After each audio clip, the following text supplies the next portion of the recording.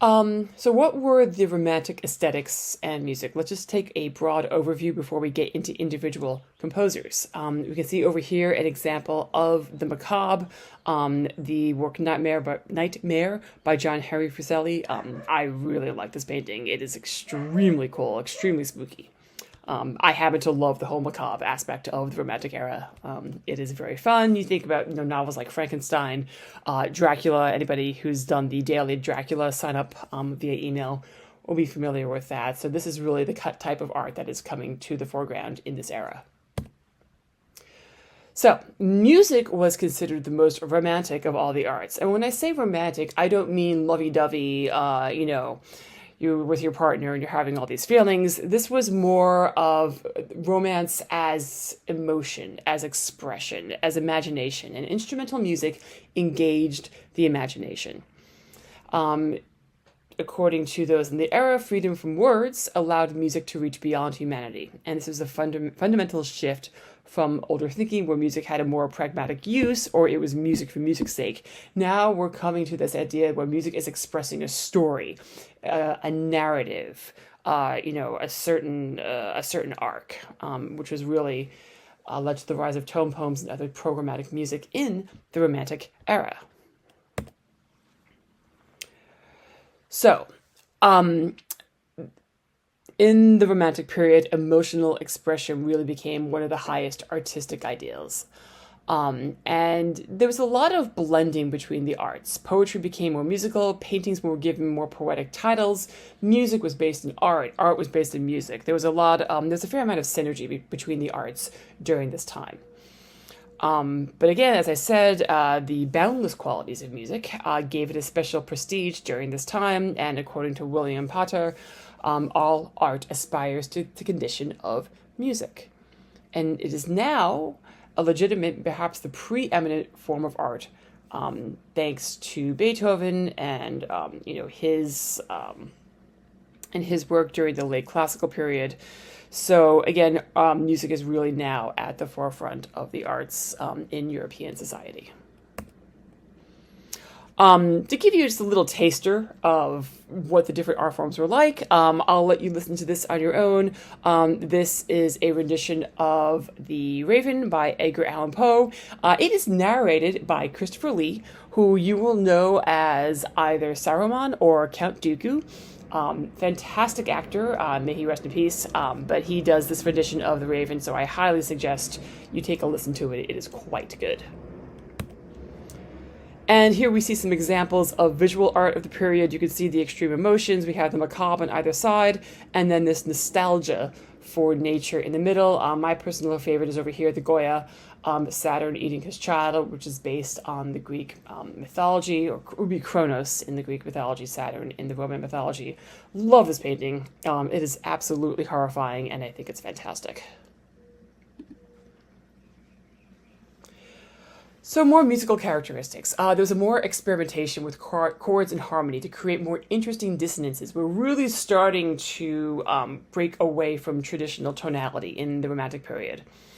Now, why these new dissonances? Well, composers want to experiment, but there's also a way of expressing complex emotions and the more dark, supernatural, and macabre aesthetics of the time. The pieces became longer, much longer, and we've gone from 20-minute works to 40-minute works, hour-long works. Some works even topping hour and a half. Certain symphonies. The music becomes, as I said before, much more programmatic. The music is telling a story, and the music aims to replicate ideas in the story, emotions in the story through the writing. So like we did with Vivaldi back a couple of weeks ago with Spring, what sounds like a thunderstorm, what sounds like birds. Now we have music of the Romantic era, which is explicitly trying to represent these ideas. And we'll talk about that in depth when we get to Berlioz and his Symphonie Fantastique. You'll notice in the Romantic era, prior to this, we've talked more about certain types of music, certain subgenres within the classical genre. We talked about vocal music. We've talked about opera, chamber music. And in the Romantic era, we're going to see a shift from talking about genre to speaking about individual composers. And this is really going to come to the foreground in this era, where genre ceases to matter as much as the genre ceases to matter because it's the individual composer and where they come from and their voice that is really at the forefront of musical expression in the Romantic era. And with this, there was a certain mythology that arose about the composer with a capital C during the time. They were believed to have a window on the infinite and the spiritual. And audiences, to a certain degree, expected each work to be some form of revelation. And composers become very conscious of their place in history, not only, for what kind of legacy that they leave, but what legacy they are a part of. And we also see a rise, again, in terms of the involvement of the middle class with music. With the rise of the Industrial Revolution, pianos are become easier to manufacture and therefore become common fixtures in homes, and there's more demand for music to be played within the home. So another part of compositional output here is composers writing music to satisfy the demand for music in the home. And the Romantic musician, this is where we get that stereotype of the bohemian starving artist. The Romantic idea of the artist and their plights. I give myself for my art. I suffer for my art. I live in a tent for my art. And this struggle was celebrated, for good or ill, during the Romantic era. There's an idea of being pure for one's art, not trying to debase oneself to appeal to the masses. And this comes hand in hand with the idea of the Superman genius, which is tied in with Nietzsche. And the Romantic musician was completely original, suffering heroically, going against the grain. And this really leads to the era of big ego composers and artists. So many of them become larger than life luminaries, and some of them cannot fit their heads through the door because of it. This also begins to be the era of music where this music has entered popular culture through various means, often, funny enough, cartoons.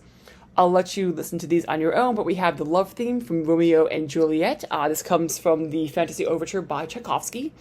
Over here we have the William Tell Overture, as shown by Daffy Duck and Porky Pig.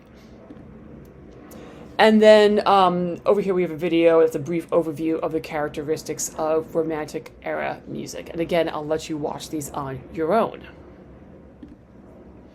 And then finally we have a list, and this is not a comprehensive list by any means, of many of the more famous composers of the Romantic era. We will be talking about some of these composers, and then a few more that are not listed here, but you'll kind of get a sense of how this era straddles, goes from, the early 1800s, starting with Beethoven, who again was kind of the bridge between classical and Romantic, and then all the way up through Strauss, Brahms, Tchaikovsky, and then we'll talk about a few others who are not listed here.